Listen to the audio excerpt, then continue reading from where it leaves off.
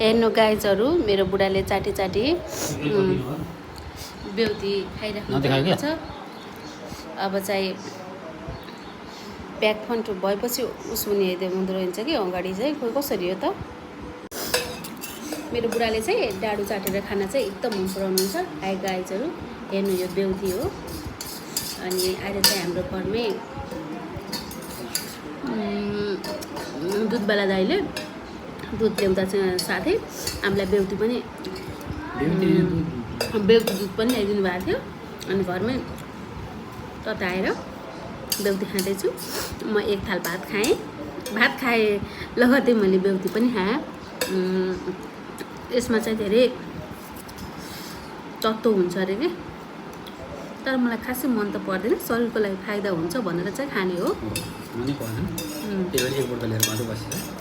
अनि मन पर्ने 2 बटका लिन्थ्यो, अहिले 1 बटका मात्र लिएर बस्छ। त्यही पनि उहाँ चाउमिन मोमो चाहिँ एकदम मनपर्छ। उहाँले चाहिँ तापकै नै चाट्नु भएको छ। उहाँ चाहिँ दुध दही मोहीको चाहिँ एकदम लभर नै हो। हेर्नुहोस् उहाँलाई थ्रेथ्रेले पुग्दैन, सिङ्गे तापकै घोप्टाउनुहुन्छ। हाई गाइजहरू हजुरहरूले बेउती खानु भएको छ कि भए छैन, कोलाई मनपर्छ कि पर्दैन भन्नुहोस् ल।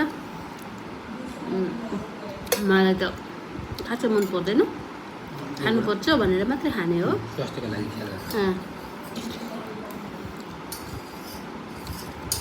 यसलाई चबाउने हो कि निल्ने हो कि के गर्ने हो गाइज मलाई थाहा छैन है।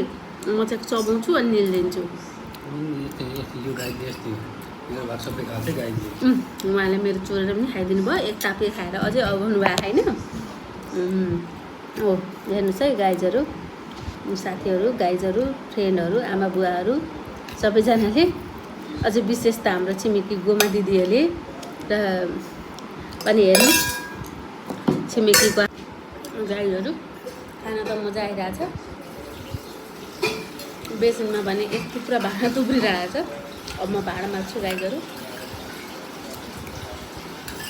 किचन सफा गर्छु, भाँडा माझ्छु। गाईहरू म चाहिँ खानासाना खाएर पोछा लाग्दैछु।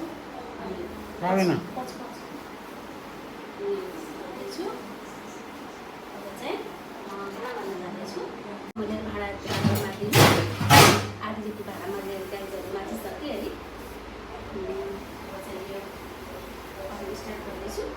भाँडा माझ्दा मात्रै गाईहरू मलाई चाहिँ टोयलेट आइसक्यो। अरू चिजमा एक चाहिँ मैले सक्न सक्छु।